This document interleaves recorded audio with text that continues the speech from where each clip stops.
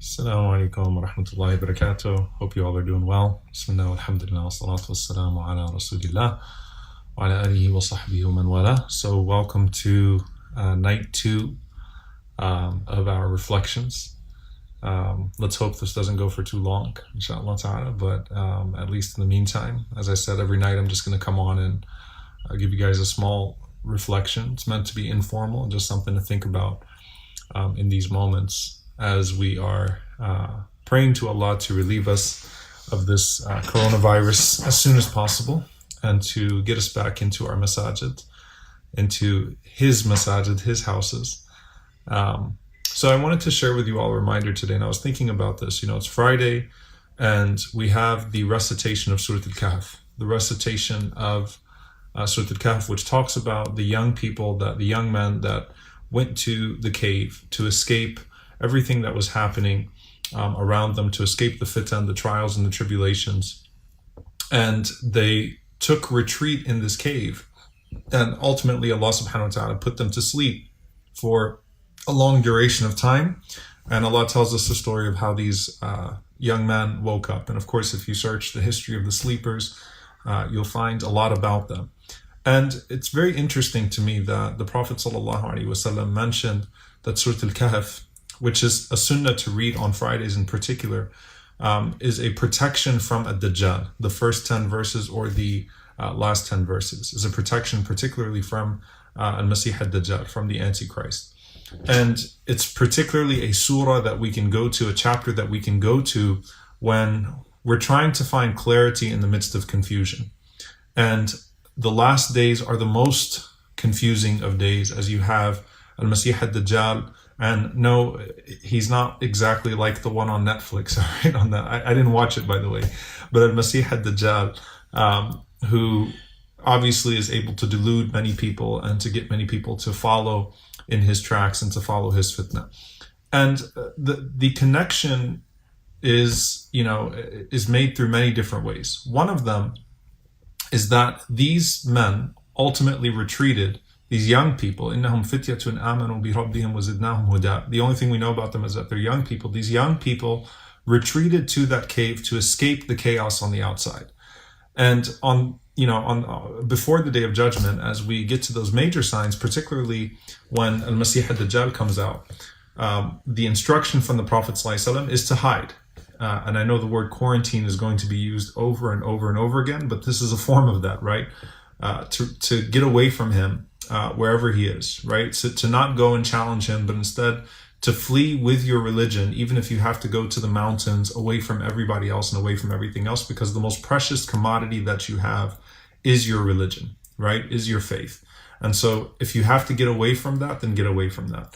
And there's a connection, a direct connection then made between us and Ashab al-Kahf, the people of the cave, who escaped the fitna of their times, the trials and tribulation of their times, fleeing with their religion into that cave, obviously not knowing that Allah would put them to sleep for a very long time.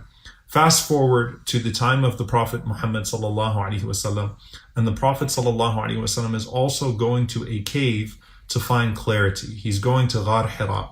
And Aisha radiallahu anha describes the way that the revelation started with the Prophet sallallahu alaihi wasallam, and she says that first he was having these true dreams.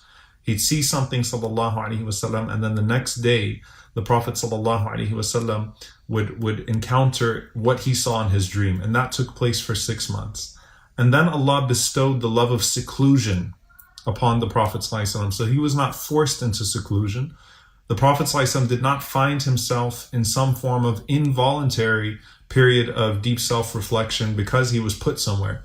The Prophet ﷺ, at the peak of his career in terms of being a merchant, with all of the love that he had from society, with everything successful, all measures of success being met in his life, found a love of seclusion that caused him to go to this cave, Ghar Hira, where he would sit for days and then weeks and even an entire month. And the key here is that Aisha radiallahu anha says that he would find no desire to leave that cave. So he would find great clarity. It wasn't a time of punishment for him, but it was a time where he was able to cut all of the noise of the world out and to just focus, right? To focus, وَيَتَحَنَّث, and he would worship in an Abrahamic way, okay? Meaning he would worship one God, and he would focus on the worship of that one God, not knowing the specifics of what he was going to be called to, sallallahu alaihi wasallam. So you have the example which we read about today of the people of the cave, and we're called to read every single week, and then particularly to protect ourselves from the great times of fitna, the tribulation of ad-Dajjal. And these were people that fled into seclusion to get away from the noise of this world and to get away from the fitan of this world. And then us also being told that there would come a time where we'd have to make a choice. And, if that time came, may Allah protect us all and protect us from all of the fitan, the tribulations, that you choose your religion, you go into seclusion. If you have to go to the mountains and tend to sheep and all you have is your faith, then that's worth it. And then you find the Prophet ﷺ, what preceded him, his mission, his bi'tha, his being sent forth as a messenger and a prophet, was that love of seclusion, was that taking to that cave and finding great clarity in those moments. What does this mean for us? Right now, we're being forced into quarantine, we're being forced into some form of seclusion, some period of seclusion. And obviously we have tools at our disposal now that allow us to not really be fully secluded, right? We could turn on a camera, we could get on social media, we could text, we could remain connected with the world, even though it would be in a digital sense, but we could remain connected in some ways. However, what we also have is a unique opportunity of solitude, a unique opportunity of khalwa with Allah subhanahu wa ta'ala, seclusion with Allah, solitude where you can find great clarity, moments where you can clear your mind, moments where you can shed off all of the dust of dunya, all of the dust of worldly things that you acquire as you walk through this world, all of the the corrupting influences that you naturally come into contact with all the time. And subhanAllah, this is a time where the Prophet ﷺ said, Al-mar'u ala dini khalili, that a person is on the way of their friends. He also mentioned, sallallahu alaihi wasallam, the difference between a good friend and a bad friend, right? A good friend is like someone who sells perfume. Even if you don't take their inventory, they rub off on you and you smell good. A bad friend is like someone who's a blacksmith, right? So even if you don't take from their product, the smoke of it still comes onto you. So, a more practical example for our times is someone that smokes cigarettes, a friend of yours that smokes, and you smell like that smoke, even if you yourself did not smoke. So there are influences around us all the time. But you learn the true nature of yourself when you're alone, and you have an opportunity for clarity. And what you find is that when you look at the lives of the Salaf, when you look at the lives of the pious predecessors, they all had this daily or weekly routine where they'd completely seclude themselves. And so you'll find, for example, a great scholar like Ibrahim ibn Adham, rahimahullah, who was well known for his wisdom. How did he find all that wisdom? How did he have such clarity in life? Because there was an hour of the day that you could not find Ibrahim ibn Adham. Right? That was the reputation that he had. The great judge Shuraih al-Qadi, especially, so think about someone that's especially public, that deals with the public on an involved or at an involved level on a continuous basis. And you take from the example of a man like Shuraih al-Qadi, a great judge in Islamic history. And on the day of Friday, he was known to go to this place. He had this home that he would go to on the day of Friday, and no one could talk to him, right? So he'd go to Jum'ah, but no one could interact with him on that day. Friday was his day to reflect, to gain clarity, to recharge, and to get to where he needed to be, so that he could continue to fulfill the obligations of the ummah in the brilliant way that he was able to fulfill those obligations. So right now, take this as an opportunity to do well with your cave.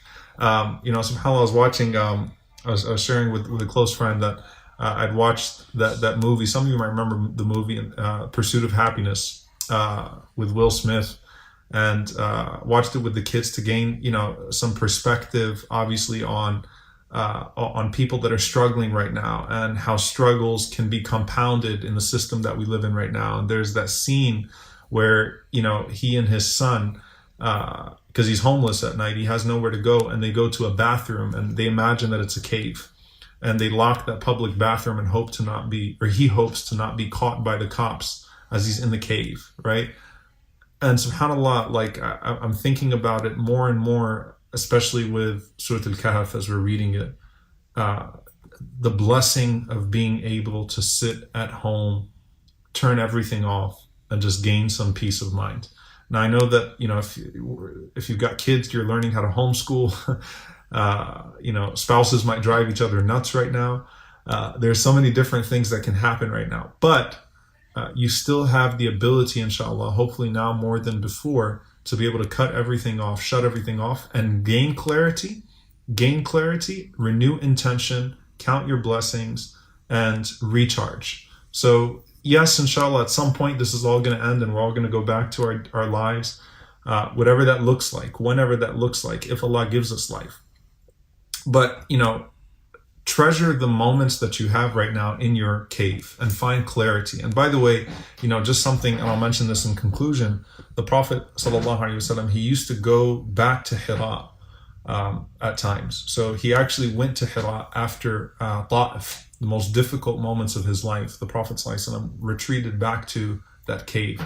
And so for us, where we don't maybe have the physical cave, find your quiet spot.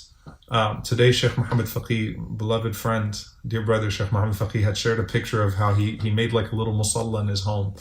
And I know that many people, already probably have sort of a little musalla in their home, like a place to pray in their home, a corner that they reflect in. Now's a good time to find that place if you don't already have it, or to establish yourself within that place if you already have it, and to really, really, intentionally allot a certain amount of time every single day, inshallah ta'ala, to that corner, to that cave, so that you can refresh and regain that clarity. So that's the reflection I had for you today. Surah Al-Kahf, again, the connection of reading about the sleepers, the cave of the 7 sleepers. It's always great when I go to Jordan.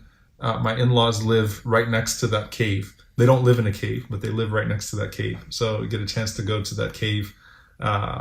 And of course, it's disputed whether that's the actual one, but subhanAllah, it's just a really beautiful site. One of the sites that's believed to be potentially where Ashab al-Kahf were. And that's our connection to them. And that's a lesson that we learn every single Jum'ah, and especially as we near the end of times, this idea of a Dajjal coming out. And we would, if we had to take to a cave, if we had to go to the mountains to flee with our faith, then we would do so.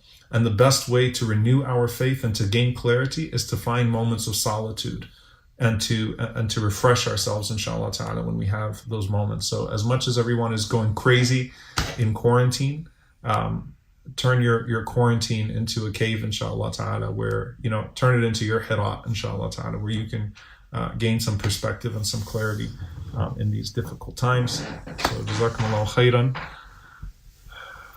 khairan. Could you please wait a minute in the start? Yes, maybe I will wait a minute in the start, inshallah ta'ala. So I'll try to wait a little bit longer to give you guys a chance to catch up.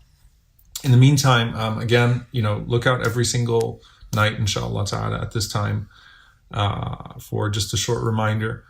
Go to yaqeeninstitute.org, and at Yaqeen Institute you'll find a page which has some of the content that we're going to be putting out, inshallah ta'ala, that's supposed to that hopefully will be beneficial to you in these times. And let us know what we could do better, inshallah ta'ala. Let me know if there's something that you would that you'd like me to touch upon. I'll make sure that I go through the comments to see what it is, inshallah ta'ala, that you'd like me to touch upon in the coming nights. I hope I don't have to be doing this for several months, because I might run out of content. I might run out of things to reflect on. So there might be some nights where I just decide to come on and just hang out. So jazakumullahu khairan to you all. Assalamu alaikum wa rahmatullahi wa barakatuh.